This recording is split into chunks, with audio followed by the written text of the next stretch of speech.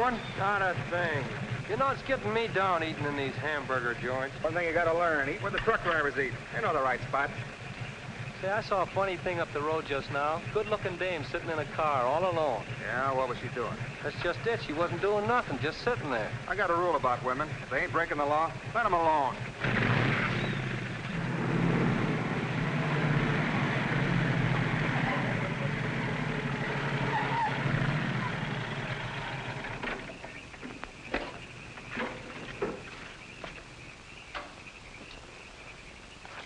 I didn't mean to disturb you, miss. Just wanted to be sure everything was okay. Excuse me, lady, but are you sure you're all right?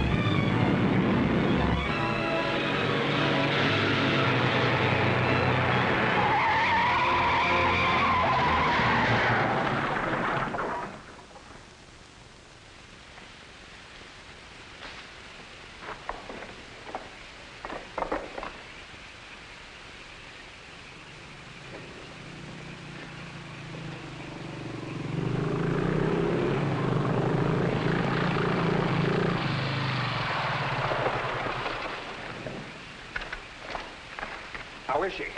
Luckier than she deserves. I just checked on her up the road. She was acting kind of strange then.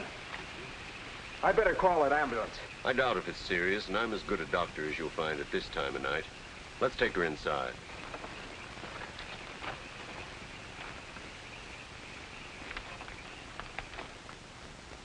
Well, no bones broken. Bruises, that's all. I think you better rest here for the night. I'm a little surprised. You're a beautiful young woman. You've been in an accident. You haven't asked for a mirror. Perhaps that fits with the way you were driving tonight. Perhaps you find the idea of living not very attractive. Is that any of your business, Doctor? As a matter of fact, it is my business. I happen to be a psychiatrist. I don't need a psychiatrist. You won't mind if I disagree with you. Here's a beautiful young woman, apparently well-to-do, apparently in good physical condition, who just doesn't care what happens to her. This is interesting. Not altogether unusual, but interesting. Of course, there are the obvious deductions. It's my life, Doctor, and I prefer to run it myself. And you don't want anyone to see inside it. Perhaps you don't even want to take a look yourself. Many women haven't the courage to face themselves, so they look for escape in one excitement after another. Half my patients are like that. But I'm not one of your patients. If you tell me how much I owe you, I'll be going back to town now. Very well. I'll drive you to the station.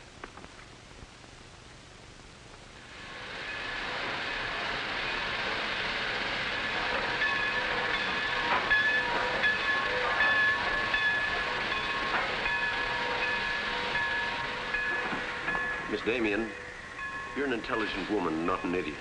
Will you promise me one thing? When you get ready to throw yourself off Brooklyn Bridge, will you come and see me first?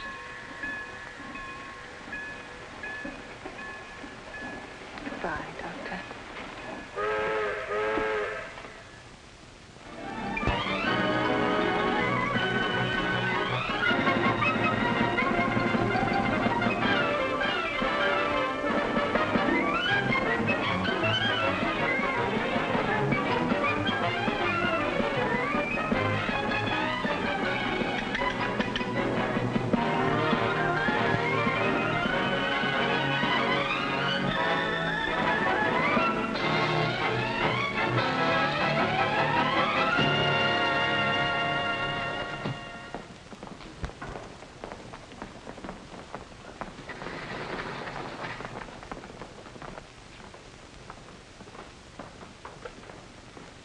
Just what is our trouble? That's what I want to know. Our trouble is Miss Damien. Miss Damien again. She's as pretty as a picture and as stubborn as a mule. But this time, there's a lot more involved than just her opinion.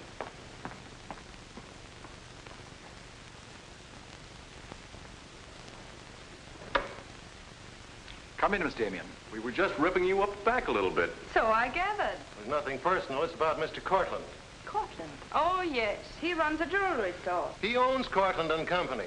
London, Paris, Fifth Avenue. You may remember him as one of our biggest advertisers. Oh, what Shirley wants to say. I know what Shirley wants to say. I always know what Shirley wants to say. He wants to know why I killed the art layout on Mr. Cortland's famous jewels. And I understand the April number goes to press without it. That's right. In the first place, it's no art layout. It's a press agent's dream. But the result is we stand a good chance of losing the Cortland account. Now, am I running my department or am I not? I haven't said anything, Miss Damien. Well, I had a talk with Cortland. He was decidedly acid about it. I'm not interested in Cortland. But if this magazine is going to submit to advertisers' blackmail, I'd like to know about it. Now, please, Miss Damien. If that's the policy, Mr. Cranish, you better get someone else to take my place. Please, Miss Damien, just a moment. Gentlemen, if you don't mind, I'll talk to you later. I thought I should bring this to your attention. You can't blame us for trying, Mr. No, of course not. No harm done, gentlemen. Madeleine, you've got yourself all worked up. Come, sit down. I'll get you a drink. No, thanks. I don't want one. No? What is this private blackmail of yours? Threatening to quit in order to win an argument. Oh, I'd just as soon quit. I mean it. Now, tell me, what's happened? You're all wound up. What's bothering Oh, you? nothing's bothering me. You know I don't want you to quit. I won't go into my personal feelings, but you are the best art editor we've ever had. How's the insomnia? Oh, I found some new sleeping pills. Red ones this time. Red pills to put you to sleep. White pills to wake you up. Doesn't sound very sensible, my dear. What are you doing this evening? Dining with Freddie Fancher. Oh, Freddie again. Oh, I couldn't get out of it, Victor. We're using some of his drawings next month. But it'll be the last time, I promise. Madeleine, you're a bundle of lies. A very lovely bundle. Beautifully tied together. I'm trying to be honest, but you won't believe me, will you? No, my dear. Because I don't really think you believe yourself.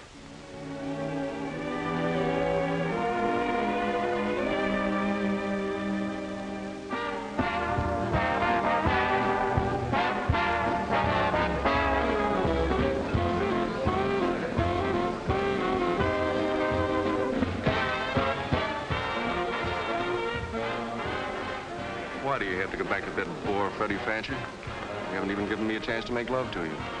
You've been doing all right. You know something? It's awfully hard making love to a woman who makes more money than I do. It'd be much easier if you made love to me. Would it? Oh. You're trying to give me the brush off, are you? Well, finally, we understand each other. Well, there you are, Freddie. There's your girl and no bones broken. I'll see you at the office, Madeleine. I'd join you if somebody asked me. Nobody's asking. Fair enough. Why do you have to dance with that pollywog? Look, I've told you not to drink. I always drink, particularly when I'm with you. Oh, am I that hard to take sober? You're a voluptuous pain in the neck.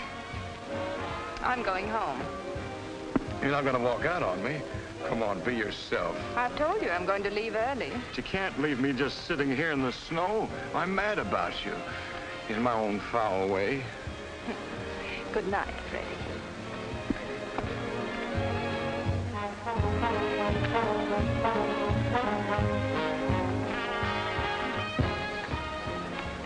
Any chance of getting a cab, Jim? I'll try, Miss Damien. Oh, Miss Damien, here's someone I know you're anxious to meet. Mr. Felix Cortland, one of our most prominent advertisers. How'd you do, Miss Damien?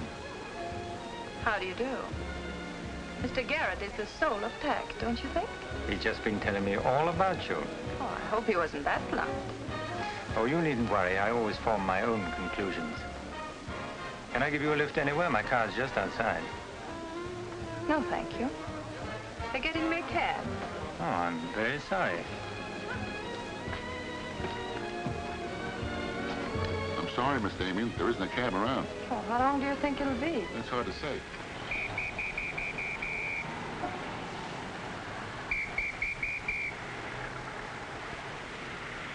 Are you sure you don't want a lift? Well, there doesn't seem to be any alternative. Good night, Mr. Garrett. Good night, Mr. Cortland.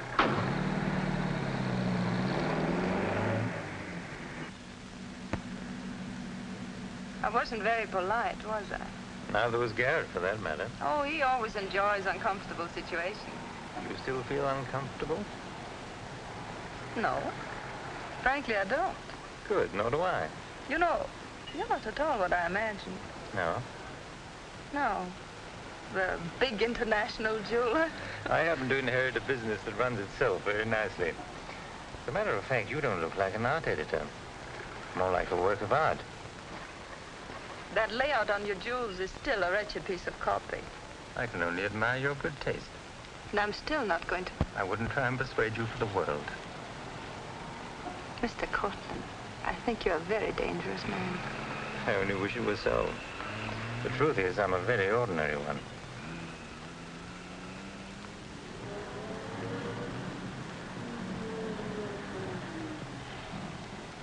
Oh, I'm sorry. I forgot to give you my address. It's my fault. I forgot to ask you.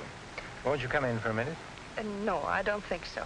Oh, but you really must see those jewels you've been insulting. They're much handsomer than the photographs. I'll need you in about 15 minutes. But I said I wasn't coming in. Oh, yes, so you did.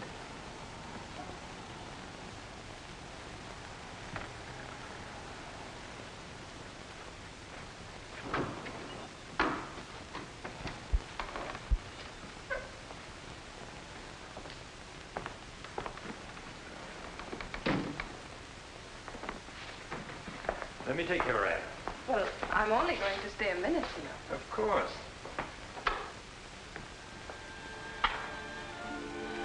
What a wonderful room. I've had this place a long time. In fact, I'm pretty disgustingly rich. Don't you find that rather pleasant? Oh, it's not so hard to take once you get the hang of it. I think I know all the troubles that come with money. And all the pleasures. Well, have you got me all figured out? Only what I see here. Good books, fine pictures. Wonder if you ever look at them. Oh, but I do. I'm a lonely bachelor, and I spend hours here all by myself poring over old manuscripts. You don't expect me to believe that, do you? Didn't my father paint that? Was Stephen Damien your father? Uh-huh. That's very interesting. Is it?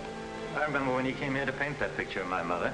Everybody was fascinated by him, especially Mother. Father ended by chasing him out of the house. I'm afraid that's the way it usually ended. My father was very much in love with life. That's a Hungarian custom, isn't it? Mm-hmm. Not exclusively Hungarian. Weren't you going to show me your jewels? Oh, yes, of course. I'd quite forgotten. That's the reason we came in here, wasn't it?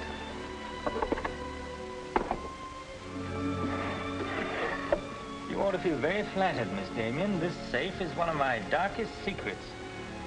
You really want to see those jewels? Not particularly. I can't tell a brilliant from a diamond. Not one person in 100 can. But then very few people are intelligent enough to admit it. Thank you. How about another drink? No, thanks.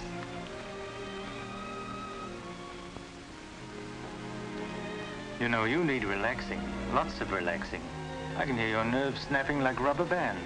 I'm not nervous at all, see? You're a very curious mixture. A highly moral voice. That's not me, that's my mind. A man's mind, I'd say. Why not? I do a man's work. And desperate eyes. Eyes full of shadows. Insomnia does that. Does it?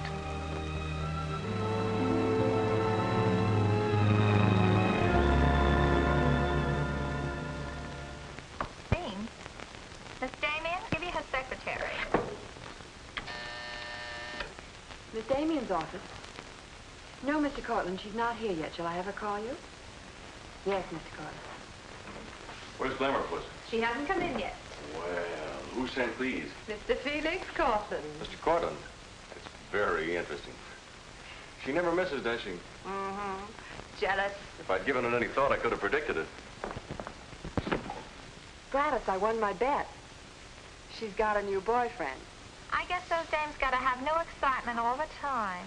Yeah, here today, gone tomorrow. Personally, I don't see what she sees in it all. Is that any concern of yours? No, Miss Damien. I didn't hire you to gossip about my private life. No, Miss Damien. Go get your money. You're through.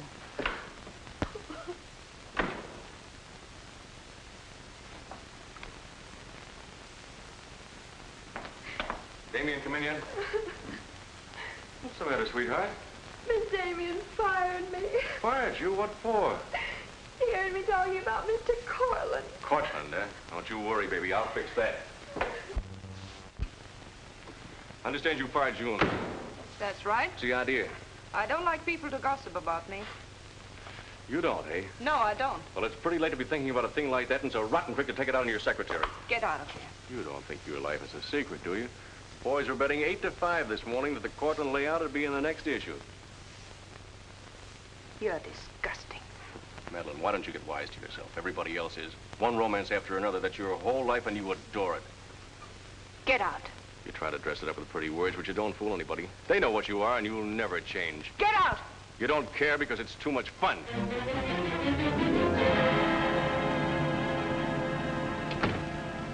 It isn't true. It isn't true. It isn't true.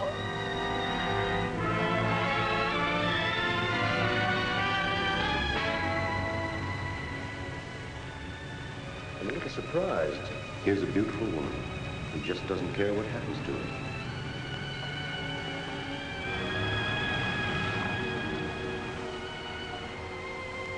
Many women haven't the courage to face themselves, so they look for escape in one excitement after another.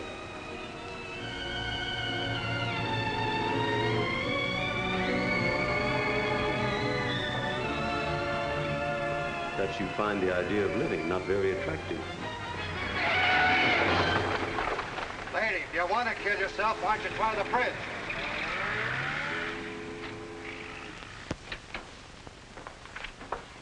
I'm glad I was right.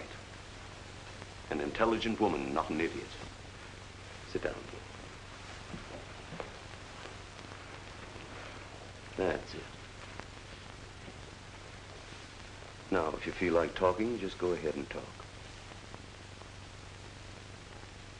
You're afraid, aren't you? Well, it's our job to find out why. To explore the shadows and throw light on what we find there. Then you'll be able to see yourself clearly and face yourself honestly.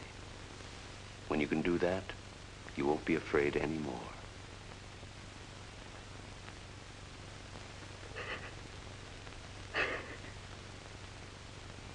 I was living with my father. Mother had left him before we came to America. I was 10. And to me, the way he lived seemed romantic and wonderful. He was a successful painter, and women adored him. He went his own way and did what he pleased. Just as you've been trying to do? I suppose so. But why? Did it make him so very happy? Oh, I was certain he was the happiest man in the world. Until he killed himself. And you couldn't understand why he did it. You understand now? I think I do. Did you ever do any painting yourself? I used to. Why'd you give it up? Oh, didn't pay enough. And besides, I didn't want to be like my father. I wanted my own life. And have you been living your own life? Of course I have. The kind of life you really want? I don't know. I don't know. Don't you think you've been hiding from yourself? Did you ever try and discover the person you really were, deep down underneath? I never cared to. I'm not so sure I do now. In that case, I'm afraid I can't help you. But of course, that's entirely up to you. Shall we go on then?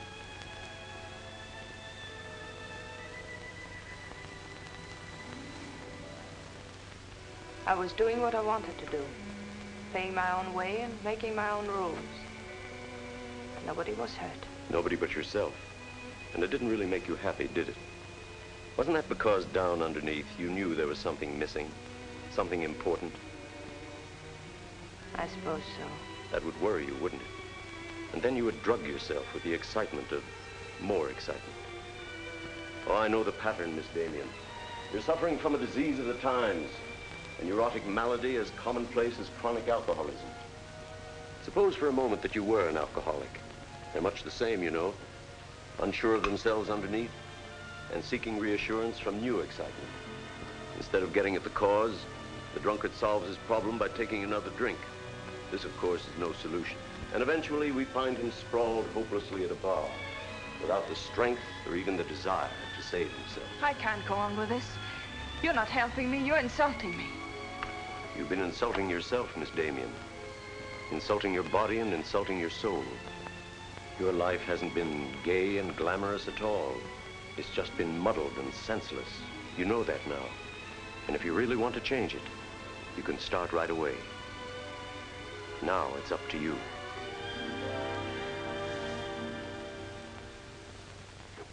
You can have my apartment, Ethel. The rent's paid till the end of the month. Darling, I feel like a vulture, wheeling over your head. I'm not in, whoever it is. Miss Damien's office. No, she still hasn't come in, Mr. Cortland. Well, I don't know exactly. Later in the day, Did he hang up? Yes, good. Let me call him back, darling. You may be sorry later. Everything in this pile returned without comment. This I would ask to see more of their work, and these you may be able to use. But you haven't given me your new address. I'm not giving it to anyone. Hello, Madeleine. Beautiful, would you mind popping out for a minute? That's just 60 seconds. You better talk fast. Madeleine, I'm on a jam. I've got to raise some money. I need about $5,000. What do you expect me to do about it? Well, I thought you might talk to Cortland. I'm sure he'd let you have it if you ask him nicely. You're really quite a rat, aren't you? Look, Madeleine, I'm in debt up to here. I only make $100 a week, and you know I can't live on that. $5,000 doesn't mean a thing to Cortland. You better get out of here before I lose my temper. You're forcing me to say things that I don't want to say, but if you're going to act cold and virtuous about it, you'll hear them.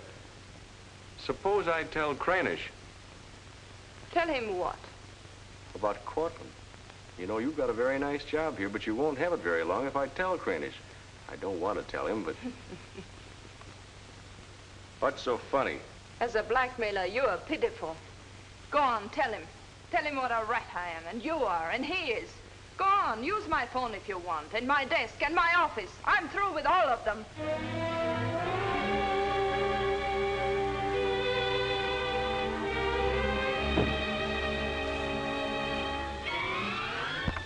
Boulevard Magazine. No, Miss Damien hasn't been back. Just a moment, please.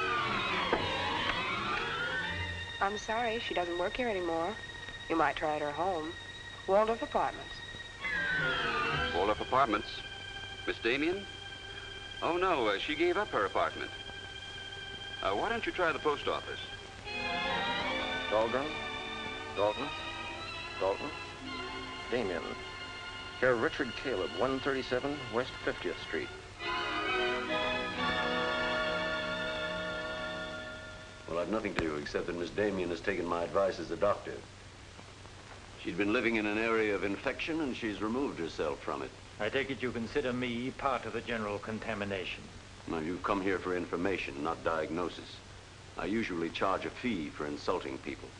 I'm willing to pay for data of any kind. Yes, I gathered that. But I have nothing for sale.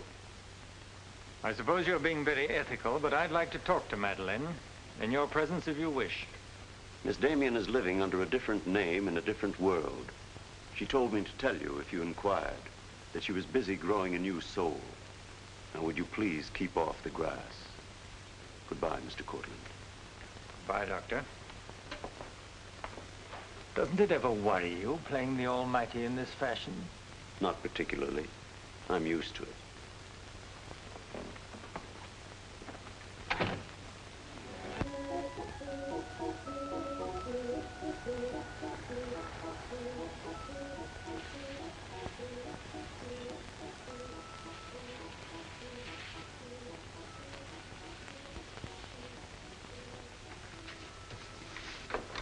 How's it look? It's better than torn wallpaper. So you think I've talent, then? You'll do better after you get the hang of it. I only hope the new tenant will like it. Well, he seems awful particular. He's a floor walker at Macy's. Oh, well, you can always give it back to me. He'll never sell it, you know. Take my advice and try something more cheerful. You know, like flowers and butterflies. I'll do that. Thank you, Mrs. Geiger.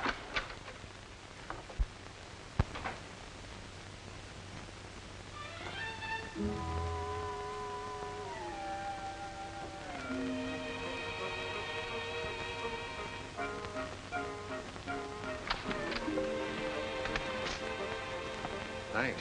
You saved my life. Is this yours? Yes. Mrs. Geiger would scalp me if she knew I kept mice in my room. Well, why do you keep mice in your room? Oh, pathologist, part of my homework. I really shouldn't bring these fellas out of the lab, but, well, I got kind of attached to this one. Oh, thanks again. Hey, women are supposed to scream. Aren't you afraid of mice? Well, no, but next time I'll scream.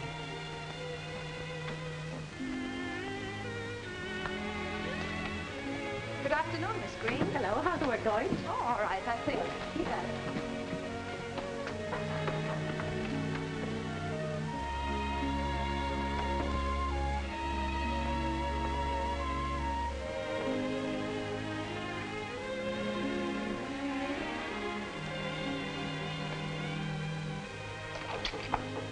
Come in.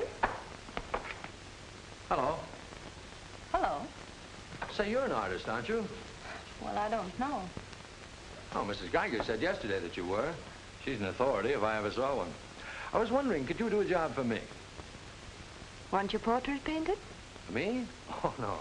No, nothing like that. I'm doing some research, and it has to be illustrated. Oh, what do you want me to draw? Nothing fancy, just blood cells and things. Sounds fascinating. Oh, it is, really. You see, it's a lot like... Oh, no, you'd be surprised. It really is fascinating once you get in it. Of course, I'm on a fellowship, and I couldn't pay you very much. Matter of fact, I couldn't pay anything till the first of the month. That'll be all right. Oh, fine. Swell. It's all settled then. I'll see you at my place about 6 o'clock. Oh, but couldn't I? Oh, sure you can. I just live downstairs. You know, the mousetrap. Oh, by the way, my name is Cousins. Mine is Dixon. Very glad to know you, Miss Dixon.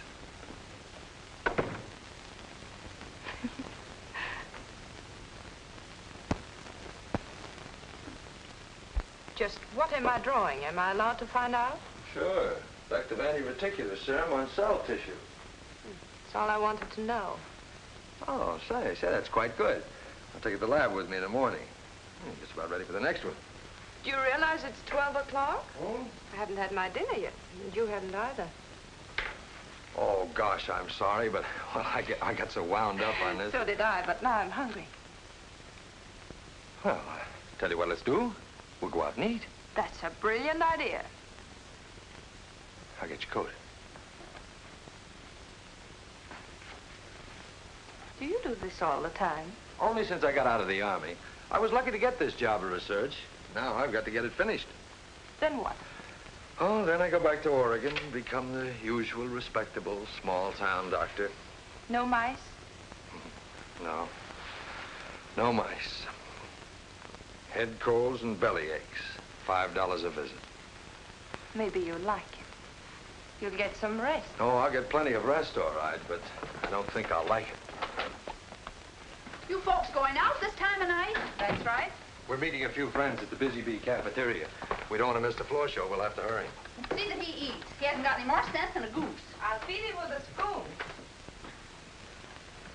I got onto it first up in a little town in Germany while I was still in the Army. I'd met a couple of Russian medical officers who were working on anti-reticular, and, well, they were pretty steamed up about it. Kaiser? No, thanks. We got together the first night over a bottle of vodka. I remember the town was still burning. Well, maybe it was the vodka, but anyhow, we got to talking about anti-reticular, and, well, I guess I got pretty excited. You mean you speak Russian? Over a bottle of vodka, anybody speaks Russian. Care for some coffee? No, thanks, I've milk. Oh, one, please. At any rate, I promised myself that night that just as soon as the war was over, I was going to do a job of this. But you haven't stopped to eat ever since. That's an error I'm just about to rectify. $1 even. There you are. Thank you. Thank you. You, sure you've got everything you want? Oh, yes, thanks. You know, I don't think you're much of a doctor. Do you call this a sensible diet? Pancakes and pickles? Well, scientifically, there's two kinds of diets. The kind that doctors prescribe and the stuff they eat themselves. Oh, but you're always in such a rush. You can't make scientific discoveries that way. Sure you can. Take Banning. He saw some flies nibbling at a piece of pancreas. Figured out that there must be sugar in it, and in 1 minute he had the idea for insulin. You know, you're a very lovely girl. You're not being very scientific, Doctor. Oh, but I am. It's the very heart of science. It's the truth. Let's talk about insulin. Insulin.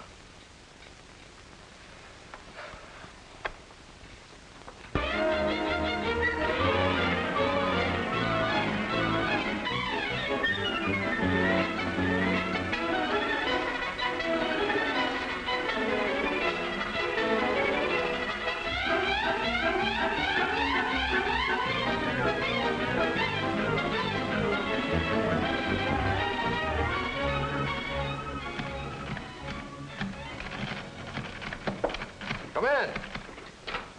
Hello. Hello. Say, did you buy these new manuscript covers? Yes, are they all right? Oh, sure, they're fine. How much they cost? Oh, nothing at all. Something like 20 cents. Oh, nothing at all, huh?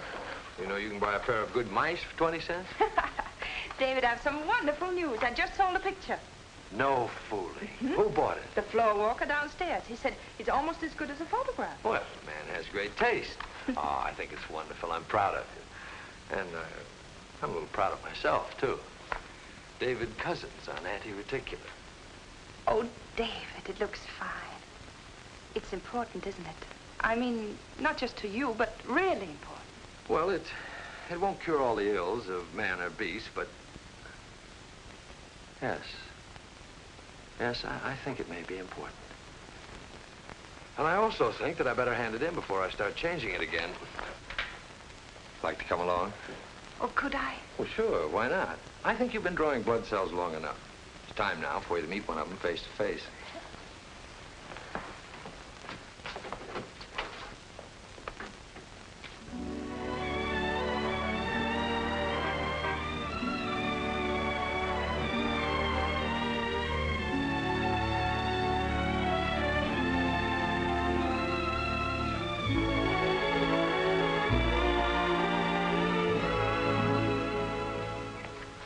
I hope your text is as good as your illustrations.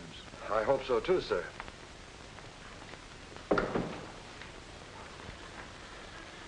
Well, that's that. You didn't tell him there were your drawings, did you? I didn't tell him they weren't. Come on, I'll show you my lab. Coffee. I wouldn't try and drink it if I were you.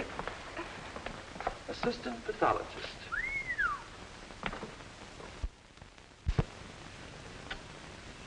Well, this is me. How do you like it? Oh, I think it's wonderful. But how do you find anything in this place? Been here for 6 months and I haven't lost anything yet. Doesn't matter anyway. If the boss okays my research, I'll be out of here in a week. Back to Oregon? Yes, back to Oregon. All that way just to make a living. Is it as bad as all that? Oh, what's the use in kidding, Madeleine? I'm so much in love with you, I can't see straight. I haven't done any work in here for days. I just sit around waiting until I can see you. I know. Because that's just what I do. Wait to see you. Darling. Oh, darling, I never felt like this about anyone before. Tell me, when did you first know? Oh, when I first saw you, I think. Yeah, me too. I'll never forget you standing in that hall with a mouse in your hand. Only I didn't know then what was happening. I thought I had the flu. Will you marry me? Oh, David. Well, will you?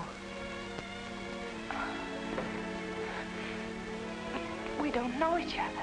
I mean, you don't know me. Oh, but I do. Of course I know you. Now, what do you want to know about me? David Cousins, M.D., University of Oregon, Captain Medical Corps Reserve, young, healthy, and very much in love. Will you marry me?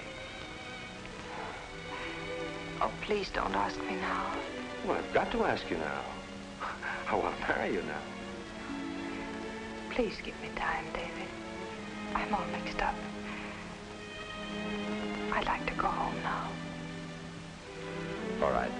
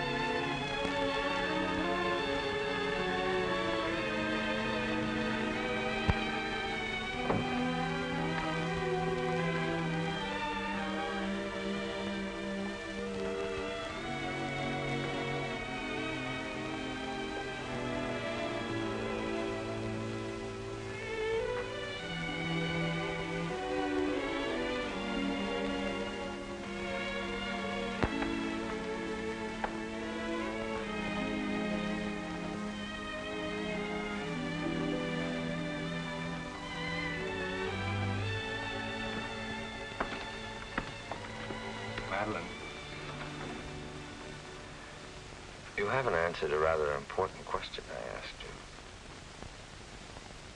I can't say no, because I wouldn't mean it.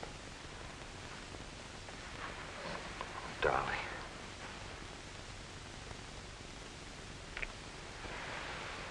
David, I do love you.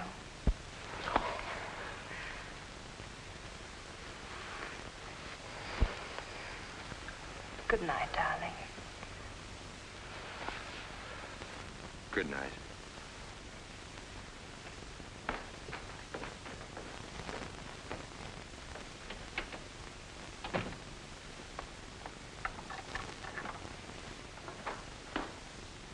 Hadn't you better close the door?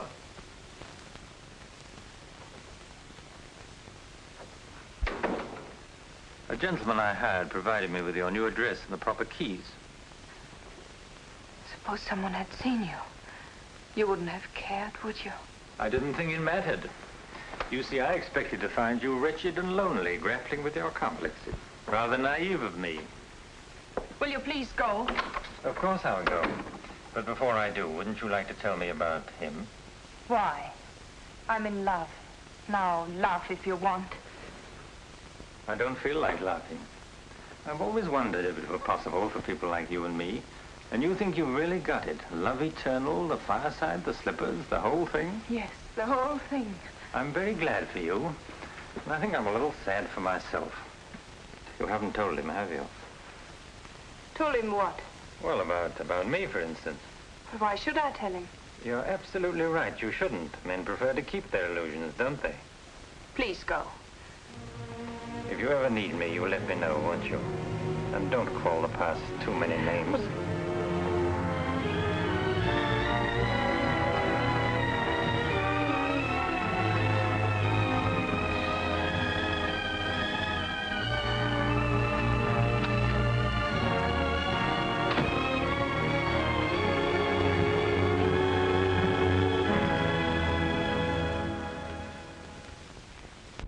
What you say. I'm going to marry him just as soon as it can be arranged. You want to run away from your problem? I'm not running away. How you know? You're looking for security from someone else instead of building it within yourself. But I love him. I can't talk to you if you don't believe me. Falling in love doesn't cure everything overnight. What do you mean? Let's be honest. There's a side of you that hasn't fully changed. Isn't that true? That is true, isn't it?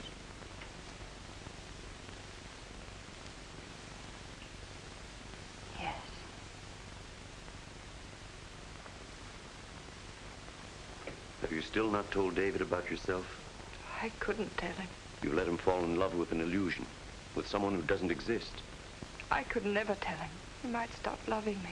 Isn't that a risk you'll have to take? You're being very careless about it. You can't build a lifetime relationship on a lie. If you're really in love, you'll tell him. With the others, it was different. But if you love him... Will you please stop saying if? How many times must I tell you I love him? But real love is a sharing. If you're strong enough to face this yourself, you're strong enough to face it with David. Oh, I can't do it. I can't risk the only happiness I've ever had. That's up to you, Miss Damien.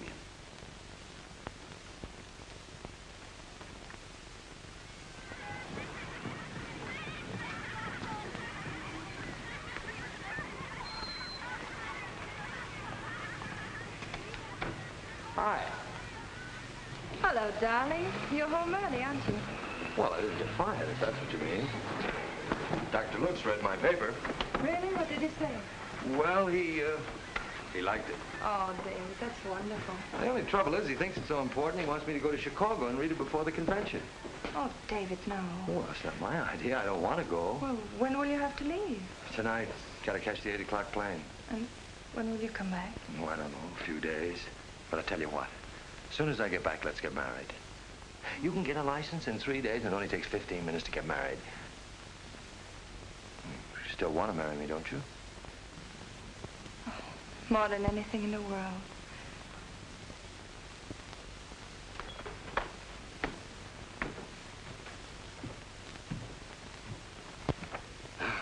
You know, I'm going to feel kind of silly at that convention. Of course, it's a great honor and all that, but you realize that I'll be talking before some of the biggest men in the field? What's the matter, darling? Nothing. I was just thinking how I'd feel if you didn't love me. Oh, don't be silly. Not a chance. David, could you ever stop loving me? Oh, that's really a gruesome thought. Of course not. Even if there was a reason? The world is bothering you. Nothing. I just wanted to be sure. Sure about what? That you loved me and not an illusion you built up about me. Scientists can't believe in illusions. I believe in you. You're the best thing that's ever happened to me. 4 shirts. I wonder if that'll be enough. Come to think of it, it'll have to be. That's all I've got. Socks? Well, that just about does it. Madeleine, was there something special on your mind? Something that you wanted to tell me? Just that I love you, that's all.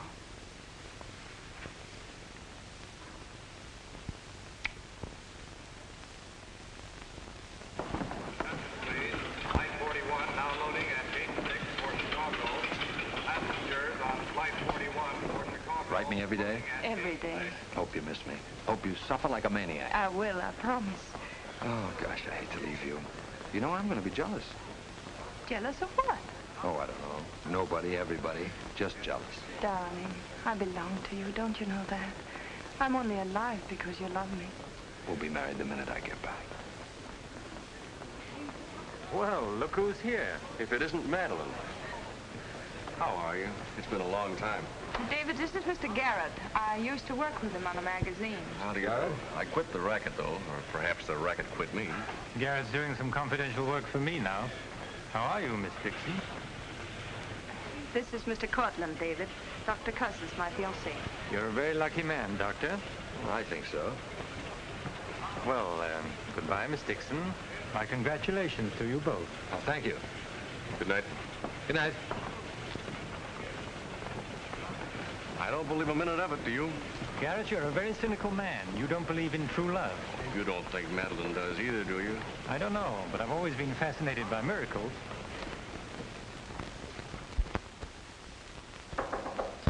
Come in. Telegram for you, Miss Dixon. I thought I'd bring it up myself. I thought it might be important. The news? He won't be back till Friday. That's men for you. You never can count on them. Oh, I forgot. A doctor somebody called you, said you were to call Miss Ethel Royce. She's been trying to get in touch with you. Friend of yours? Yes. I suppose you got your own reasons, but you ought to get out and see your friends, instead of sitting in this room all day and all night. Thanks, Mrs. Geiger. None of my business, mind you.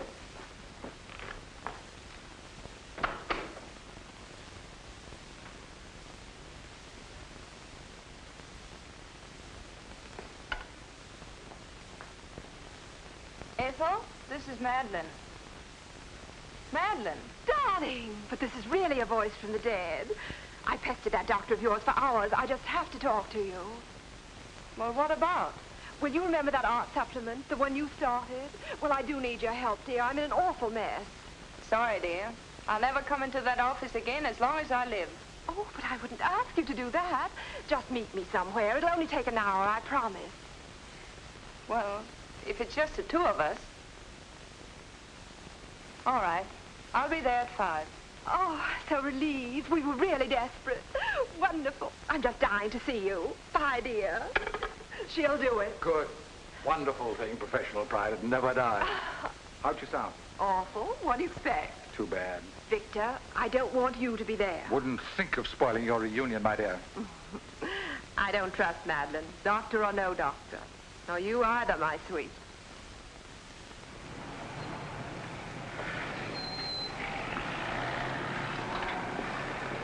Hello, Miss Damien. Glad to see you back. Glad to see you, Jim.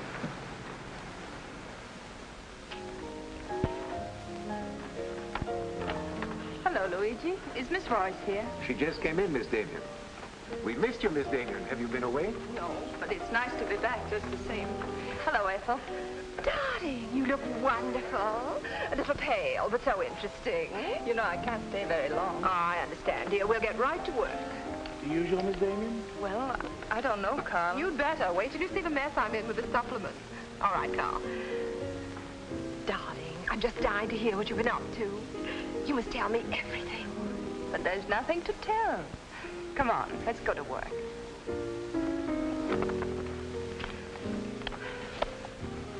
You're just marvelous, my dear. You made the whole project seem utterly simple and practical. Not for me, please. Darling, you used to be able to drink 10 in a row. I'm out of training. No one would know it, my dear. You seem just like the old Madeleine again. It's the surroundings. What do you say we have dinner and go to a show?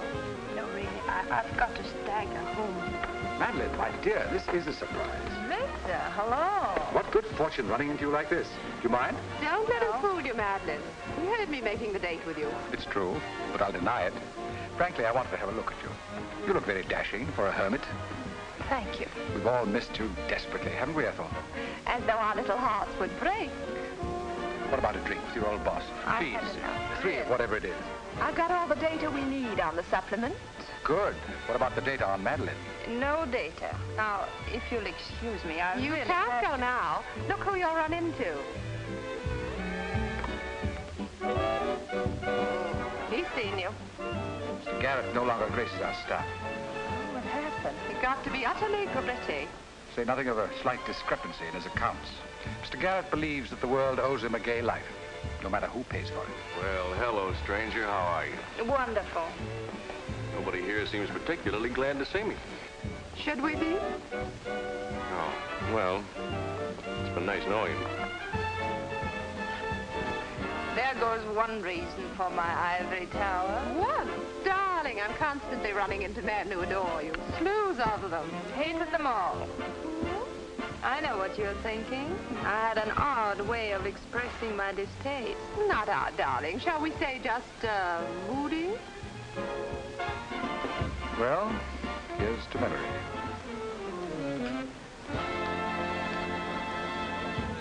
May I speak to Mr. Cortland, please? Just a moment, sir.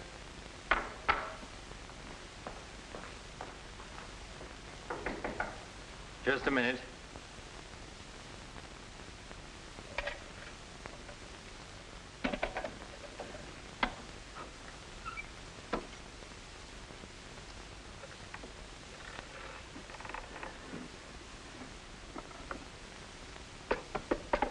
Come in. Mr. Garrett on the phone, sir.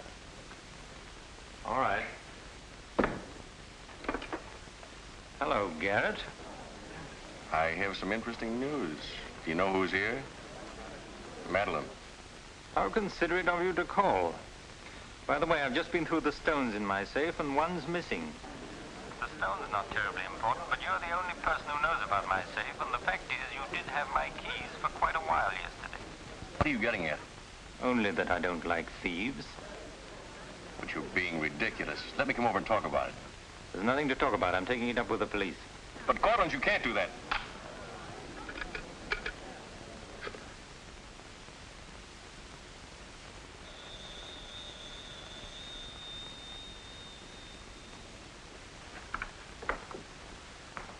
Mr. Garrett again, sir. Tell him I've gone out. I'm sorry, Mr. Cortland has just left.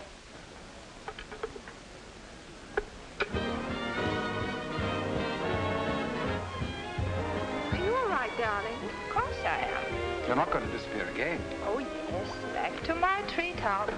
It's raining. Let me drive you home. Oh, no. Ethel wouldn't approve. Good luck, my dear, on your treetop. Bye, darling. Well? Let's face it, she's a changed woman. She'll never change, darling. She's just got herself a new set of words, that's all.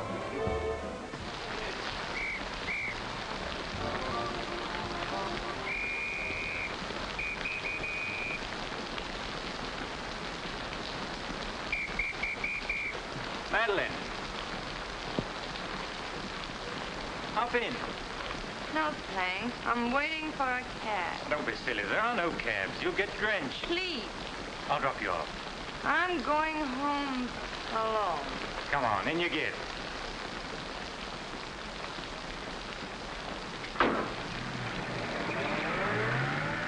I hope you didn't get too wet. Your concern is touching. Quite a coincidence finding you in the rain. Is it? I can't lie to you, especially when there's no point to it. I was informed you were playing hooky. You're detestable.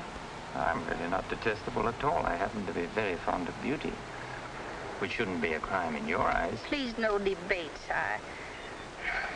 I'm a little dizzy. A good dinner will soon take care of that. Why do you always hound me? You know I despise you and everything you stand for. There's always a chance I may be able to improve your opinion and your manners. I'm sleepy. You know you're very lovely. Please don't bother. I'm not listening.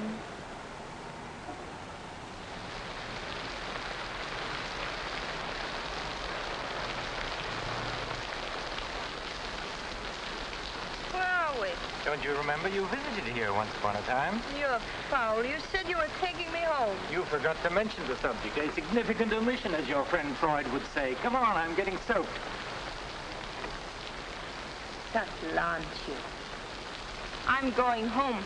Right after dinner. Think how wonderful you'll feel when you slap my face.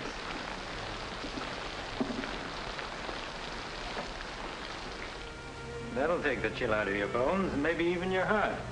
Still cold? Oh, no. It's quite warm in here. Cigarette? Thanks. Very warm. Light? No, I'm not really detestable, am I? No. I am. Why? Because I ought to go home. In this rain, you mustn't even think of it. You see, you are detestable. And you've been very annoying for months. Madeleine, we belong together. You know that. No, I don't know that. Of course you do. We feel the same way about life. You're not making sense, Mr. Courtney. Why make sense? Doesn't this make more sense than talking and lying? No sense at all. Then what would you call it, darling? Stupid. Madeleine, you're wonderful. Stupid. You're sweeter than ever. Stupid. I'd better see who it is.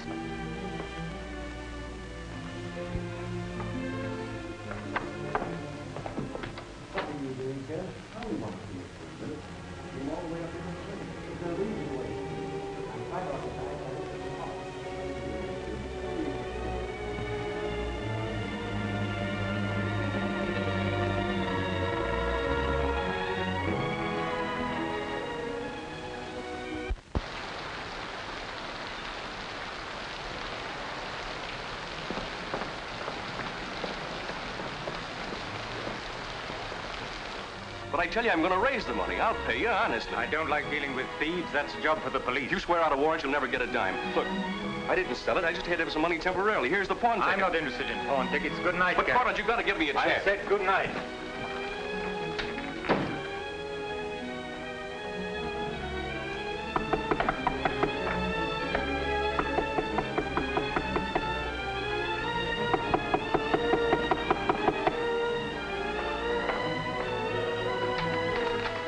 Let me talk to you. Let me explain this. You stupid fool. I'll have the stone back. I'll get it to you. I promise I will. All I need is a little more time, just a couple of weeks. What are you doing? Phoning the police. You can't do that. I'm not going to let you ruin me.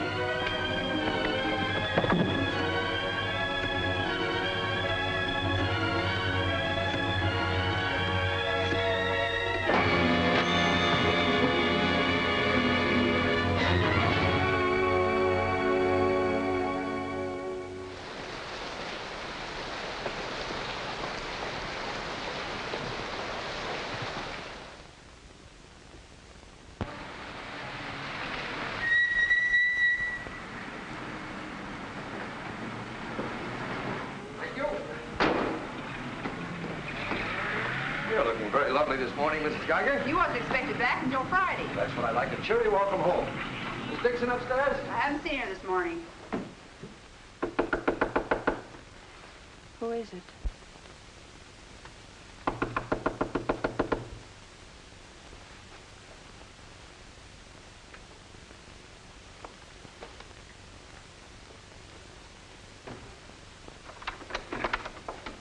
Hi.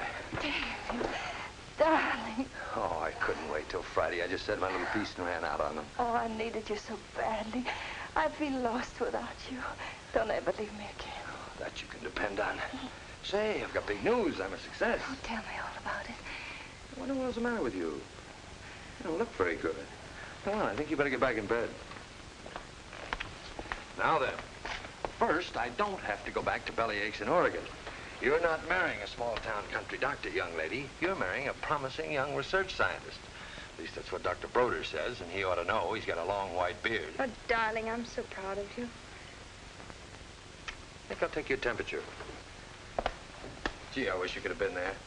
When I finished reading my paper, they all got together and offered me my own laboratory in California. I still can't believe it. There it is, right in the paper. You'll find it on the bottom of page 10.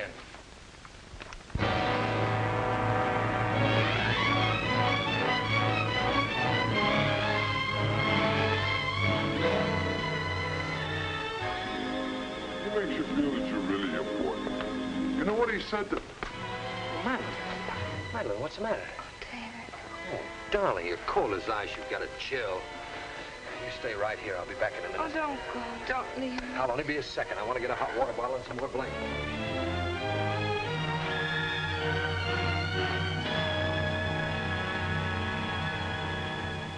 Miss Madeline Dixon at home? I don't know. Friends of hers? We're from police headquarters. Where's the room? Upstairs. What do you want to see Miss Dixon about? We'll tell her.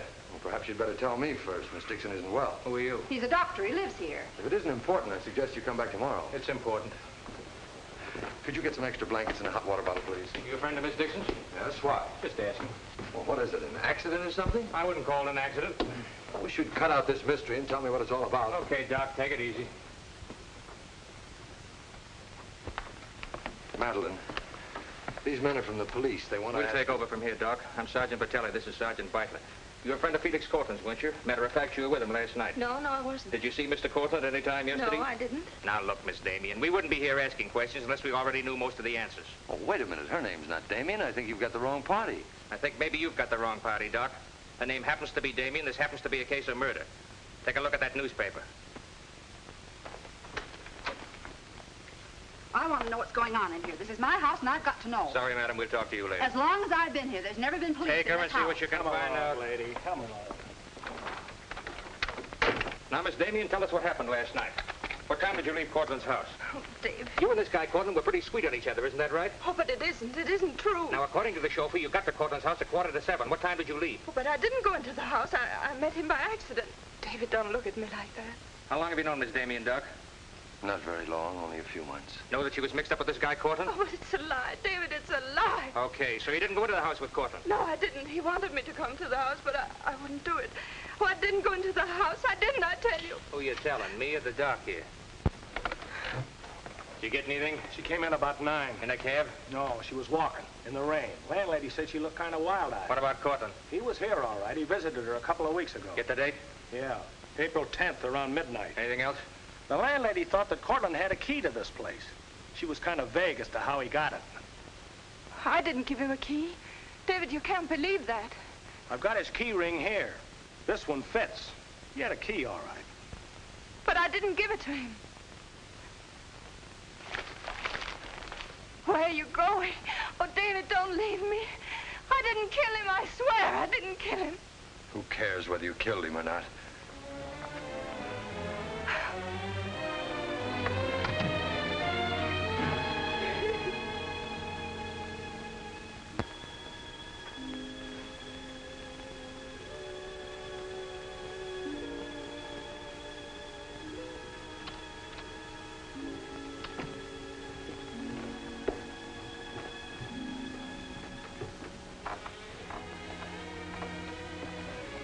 Could I see him for just a minute? Well, it isn't regulations.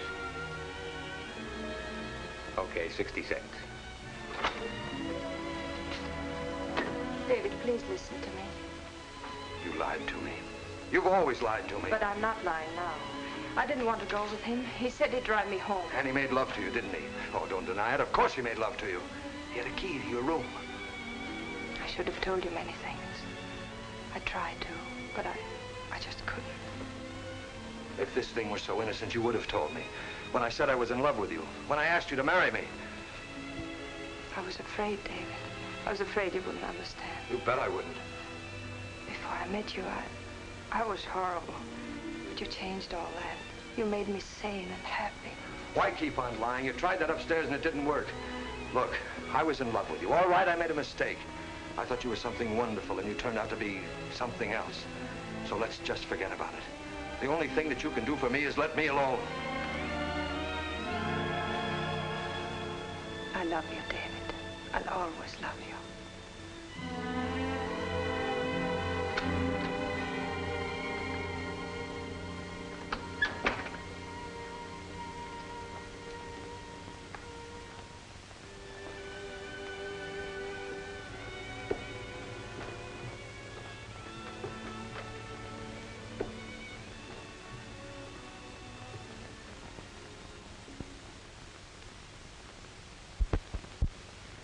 So, ladies and gentlemen of the jury, the prosecution will prove beyond a shadow of a doubt that Madeleine Damien is guilty of the premeditated murder of Felix Cortland.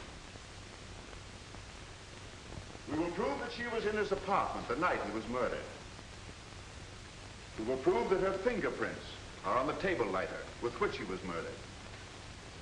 And we will prove further that she had a motive for the murder. For after all, this is a very simple story. To one man, Dr. Cousins, she was a pure and noble woman. To the other, Felix Cortland, an irresponsible light of love. Too self-indulgent to be faithful to the man she wanted to marry.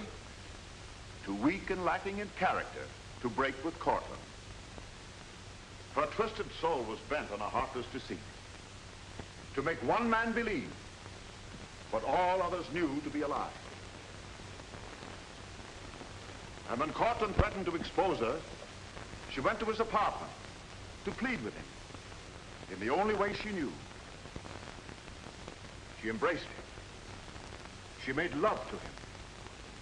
And when in spite of that, he threatened to expose the lie that she was living, she silenced him forever. Ladies and gentlemen of the jury, the state asks you to find Madeleine Damien guilty. Guilty of murder in the first degree. On the night Mr. Cortland called on the defendant, did you let him into her apartment? I certainly did not. How did he get in then? He must have had a key of his own. The key of his own? Where was the defendant when he arrived? Out to the doctor, I suppose, pulling the wool over his eyes.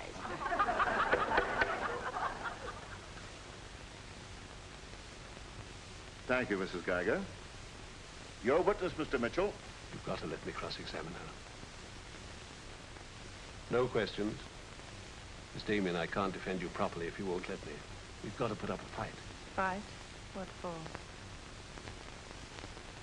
And now, Mr. Garrett, just what was the nature of the work you did for Mr. Cortland? Well, most of it was personal. Confidential secretary, I suppose you'd call it. And in that capacity, you were in a position to learn a great deal about his private life? Yes, of course. Did Mr. Cortland know that Miss Damien was lying to Dr. Cousins and concealing her true character from him? I'd rather not answer that question, Mr. O'Brien. You see, both Miss Damien and Mr. Cortland were friends of mine. Yes, I understand. Well, let's get back to the meeting at the airport. What was the attitude of the defendant when Cortland saw Dr. Cousins? She was embarrassed, naturally. Yeah. She was embarrassed, naturally. Thank you. Your witness, Mr. Mitchell. I've got to cross-examine. If I don't, we haven't a chance. Don't ask him anything. No questions. Were you a close friend of the defendant? Yes, I was. Did she confide in you on matters of a personal nature? Yes, she did. If you were asked in this court, do you think you could recall any of those intimacies? I could recall some of them in lurid detail. Your Honor, I object. Objection sustained. Well, let me ask you this, Miss Royce. Would you say in general that men found Miss Damien attractive? Definitely.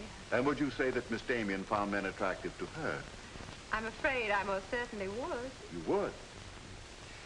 What were the relations between Miss Damien and her former employer, Mr. Cranish? They were friendly. In your opinion, was there anything more than friendly? I object, Your Honor. The question calls for the conclusion of the witness and is prejudicial. Objection sustained. Dr. Cousins, I'm Dr. Caleb. Miss Damien's a patient of mine. I don't happen to think she's guilty of murder, do you? No, I don't. She may be guilty of other things, but in there she's being tried for murder. And she won't even defend herself. got a pretty good lawyer, hasn't she? She needs your help, Doctor. In her own mind, she's not on trial for murder. She's on trial for those other things. And it's not the judge who's trying that case, it's you. I don't want to be rude, Doctor, but I don't think you know what you're talking about. I'm sorry to disagree. You see, I've been treating Miss Damien for some time. I happen to be her psychiatrist. Dr. Caleb. I'm sorry to have bothered you, Doctor.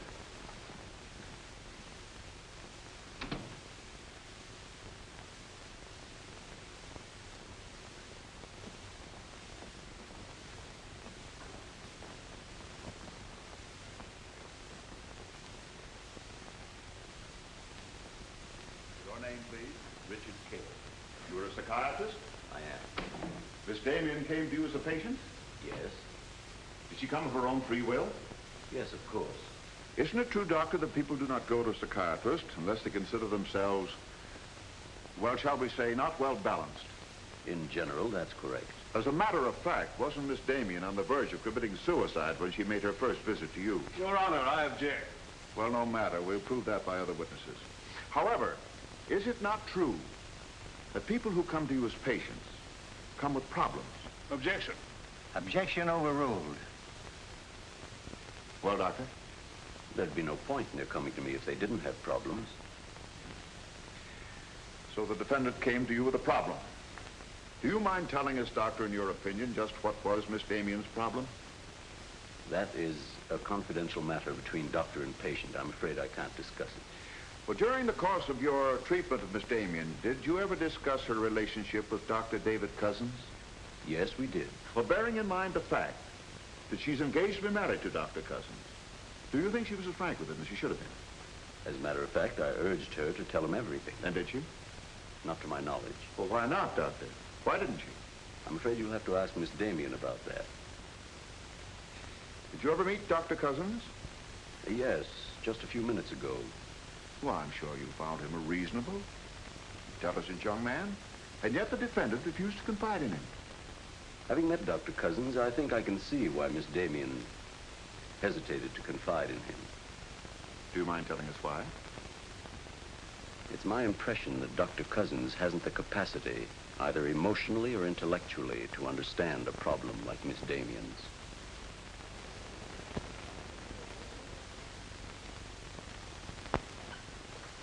How's the trial going, Doctor? Not very well, I'm afraid. There's a Dr. Cousins in your office. Oh? You said you weren't expecting him. As a matter of fact, I was expecting him. Hello, Doctor. Sit down, relax. Tell me, is this a professional or a social call? Dr. Caleb, you said some pretty rough things about me this afternoon. Yes, I did, didn't I? I think I'm entitled to an explanation. So do I. As a matter of fact, I'm very glad you came over. I wanted to talk to you about Miss Damien. I'm not interested in Miss Damien. I'm glad to see you're still in love with her. And I'm not in love with her. All the better. Then we can approach the subject of Miss Damien as one scientist to another. You see, I'm interested in Miss Damien because she's a patient of mine. I believe I was well on the way to solving her problem. It would be most distressing to me if she were to die now for a crime she didn't commit. It would be as though you had lost one of your white mice, one that you had just inoculated. What's all this got to do with me? Only this, that when you testify tomorrow, you'll be asked to tell the truth. The whole truth. The whole truth about a human soul is a complicated proposition. Now, I'm not going to tell you anything about Miss Damien that you haven't already heard. But isn't it possible that you've picked up a few stray facts and added them up to a conclusion that's entirely wrong?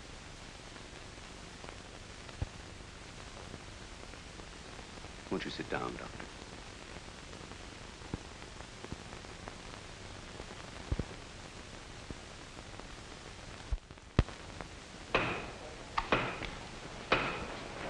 Hear ye, hear ye, hear ye. The court is now in session.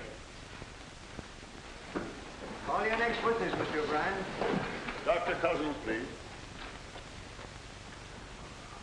This will be their last witness. You've got to let me put you on the stand.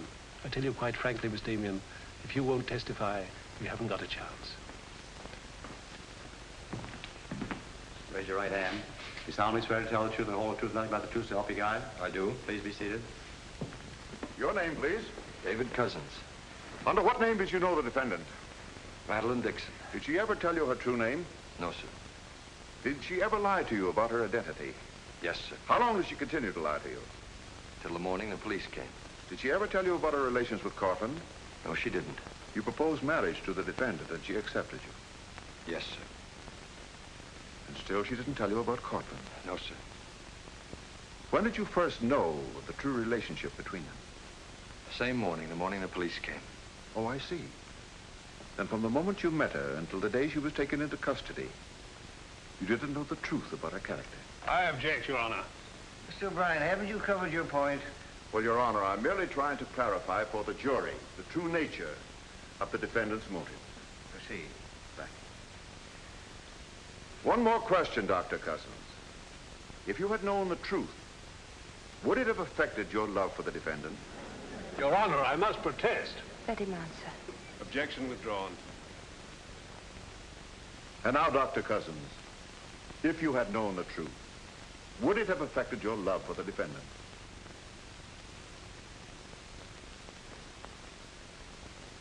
I was in love with Miss Damien then, and I'm in love with her now. Your witness, Mitchell? No questions.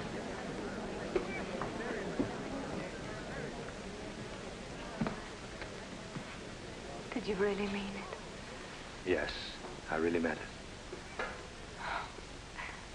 I can't believe it. Now will you let me put you on the stand?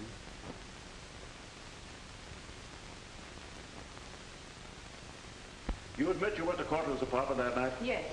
He made love to you? Yes. Did you have any conversations about Dr. Cousins?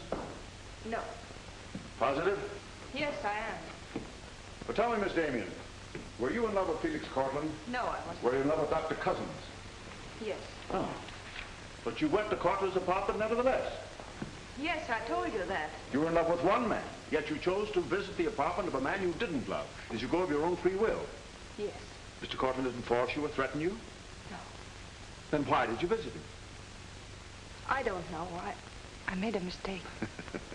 You made a mistake. As you've told us on several occasions that you and Mr. Cortland were interrupted by a mysterious intruder. Can you tell this jury anything definite about that person? Anything at all? No, I didn't see him. You didn't see him? I only heard his voice. You seem very certain it was a man. It was a man. What did he say? Well, I don't know. They were talking in the hall. I couldn't tell what they were saying. Yes, you heard a voice. You were willing to swear it was a man, and you couldn't hear what he said. Now, what sort of a person do you think would be calling at that time of night? A bill collector? A man selling magazines? Or perhaps even a burglar? Why not a burglar? Mr. Cortland was a very wealthy man. He must have been a very timid burglar because nothing was stolen. Of course, you realize that Mr. Cortland kept his jewels in a vault at the store? Not all of them. He kept some at home in his safe. Safe? What safe? The one in his living room? You didn't by any chance see that safe, did you, Miss Damien? Yes, I did. The court, please. This is the first we've heard about a safe. I asked for a recess to examine the apartment. Well, Your Honor, we've been all over the apartment. But if there is a safe, and if it has been robbed... Gentlemen, court is adjourned until tomorrow morning. I suggest the district attorney, the attorney for the defendant, examine the apartment together.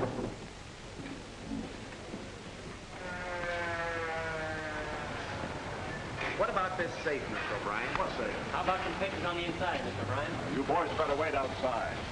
I may have a statement for you when I come out. Mr. O'Brien. Huh? Mind if I tag along? I don't know why you're sure. The fine witness you turned out to be. Couldn't help that, sir. All right, Garrett, where's the safe? Me, Mr. O'Brien? I don't know of any safe in here. I didn't think you did. If you want an unbiased opinion, I don't think there is a safe. Well, here's the learned counsel. Perhaps he knows. Where's the safe, Mitchell? My assistant's checking the location with Miss Damien. He'll be along in a minute. Oh, you're on a dead one. While we're waiting, maybe Mr. Garrett could tell us where the safe is. I've asked him, he doesn't know. I don't understand that, Mr. Garrett. You were very close to Cortland, weren't you? That's right. I'm sure if there was a safe in here, I would have known about it. At least I would have seen the key to it. The answer's very simple. There is no safe. What did you find out? I got the dope on him, Mr. Mitchell. Splendid. It's over here in this bookcase. You were wrong for once, Mr. O'Brien. Could be. What do you know about that? Have you got Cortland's keys? There they are. Thank you. That looks to me very much like a safe, Mr. O'Brien. Yes, it does, doesn't it? But not like a safe that's ever been robbed. I don't think a good burglar would leave those behind. I guess we're right back where we started from. Well, I've seen all I want. How about you, Mitchell? You win this round. Lock it up, sir. Yes, sir. See you in court, gentlemen. I'll give you a lift, Doctor. No, thanks. Sergeant, I have some papers here, Mr. Cortland's I'd like to put in order. Do you mind if I stay? It's all right with me. We're finished with the place. Thank you very much. Anything I can do for you, Doctor? Oh, I was just curious about something. I've never seen a safe like that before. One that operated with a key. Come to think about it, I guess I haven't either. Normal assumption about a safe is that the lock works on a combination. Yes, I guess most of them do. I was wondering how you knew that this one worked with a key. You said you'd never seen the key to it. Did I say that? Uh-huh. I guess I must have said something I didn't mean. Oh, I see. There could be another explanation. Really? Yes. That you were lying when you said you'd never seen the safe before. You're not serious, are you, Doc? I'm a scientist, Mr. Garrett. When we get hold of an odd fact, we consider every possible explanation. We make some of our most important discoveries that way. Well, it must be fascinating work. Yes, it is. Suppose I had known about that safe, which I didn't. What would that prove? Frankly, nothing. But it does suggest a theory. You were very close to Cortland. You knew about the safe. Maybe the safe was robbed. Perhaps he found out about it. He was quarreling with a man in the hall the night he was killed. Maybe that man was you. That's a very interesting theory. Yes, isn't it? Well, as I said, I'm a scientist. When we hit on a theory like that, the next thing we do is to test it. That's all I'm doing. I see. Then you won't mind having a little talk with the police? Why, no. Why should I? Fingerprints. But then, of course, if you've never seen the safe before, you won't mind them checking it for yours. Oh, certainly not.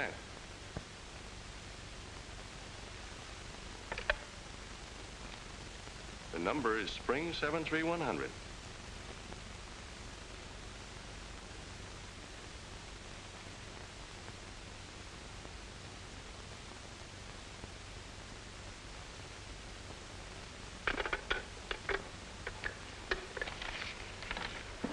Okay, Doc. No hard feelings. Don't you think this sort of thing is rather out of your line, though? I guess maybe you're right. Bye, Doctor. Goodbye.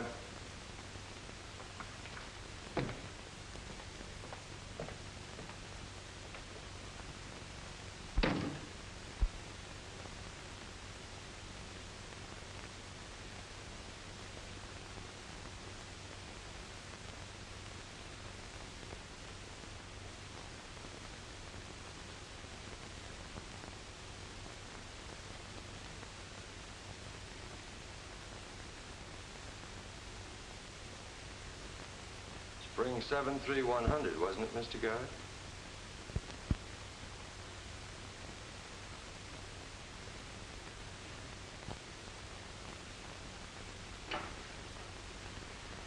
I guess maybe I underestimated you, Doctor.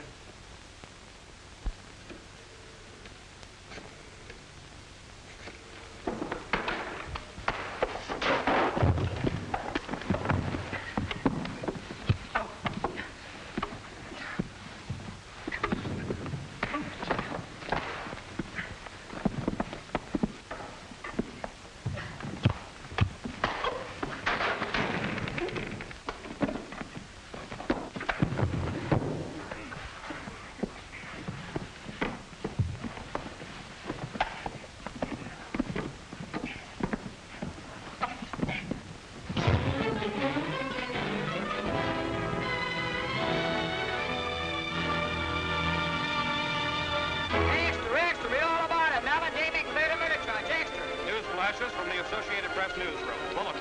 Madeleine Damien has been exonerated of the murder of Felix Cortland. The full confession by an ex-employee, Jack Garrett, is in the hands of the district attorney.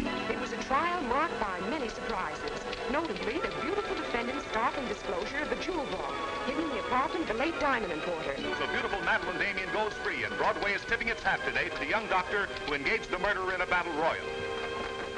This is Geiger. I've been looking for Miss Damien. Have you seen her? She's gone. She asked me to give you this. Gone? Well, where did she go? I couldn't get a word out of her, but I know she left the airport more than an hour ago.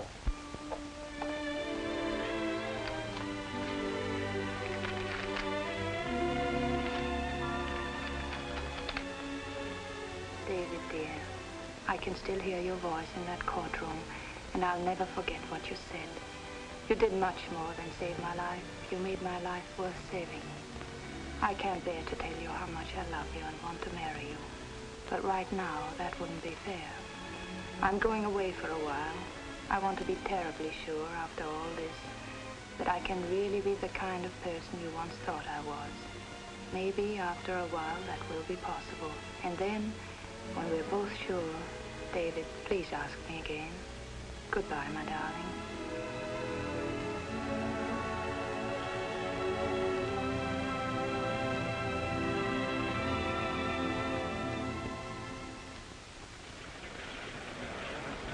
Passengers on Flight 41 loading at Gate 6. Will you try and see him once in a while? Of course. You see, I want to be sure of myself. I'm sure of you. Are you really? After what you've been through, I'm very sure. All aboard, please. Goodbye. I still think you're making a mistake.